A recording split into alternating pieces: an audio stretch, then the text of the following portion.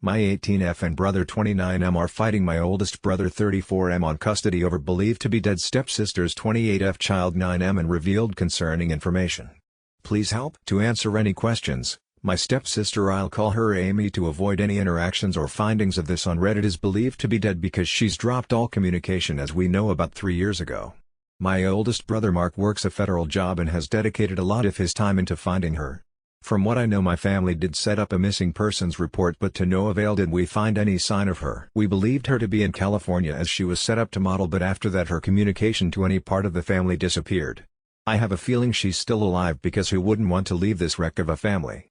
She initially was kicked out by my deceased mother F60 for getting pregnant with her second child at 19 and lost custody of the child, who is now 9, and I'll call him Blake, for being an unfit mother. Mental issues. My mother was the one who had custody of Blake but recently passed away from sickness, but AL significant other didn't have written up agreement of who gets custody of him because she passed away surprisingly.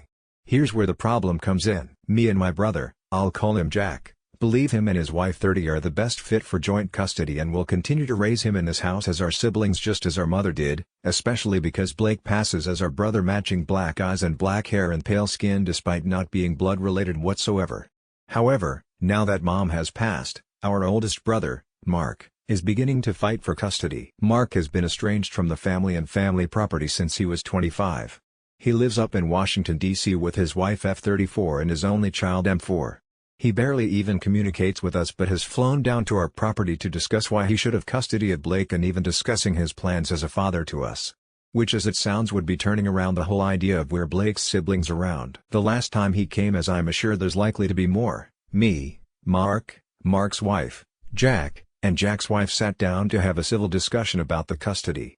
Both me and Jack explained our sides of how keeping our connection to Blake as siblings is easier because that's how he was raised. Custody-wise, Jack, his wife, and I believe they too should have joint custody because they live in our family community on the Texas-Oklahoma border, whereas Mark lives in D.C. away from the rest of the family and with extreme lack of community with the rest.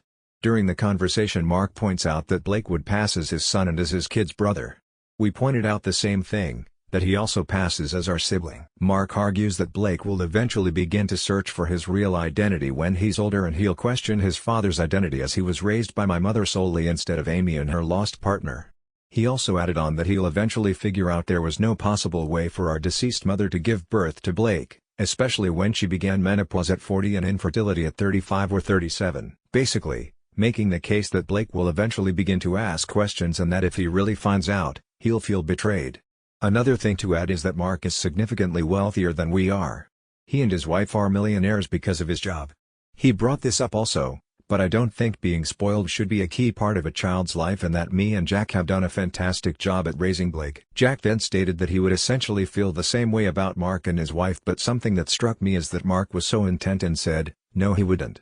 From there things began to get really heated and I excused myself into the kitchen to listen as Jack and Mark began to argue pretty loudly. As the argument got worse, me and the wives stepped outside, but after a while I returned inside to eavesdrop. Snoopy, I know? And Jack and Mark are still heated in whatever they're talking about. The last two things that really stuck out to me like fat, bold letters in the conversation is something Jack said.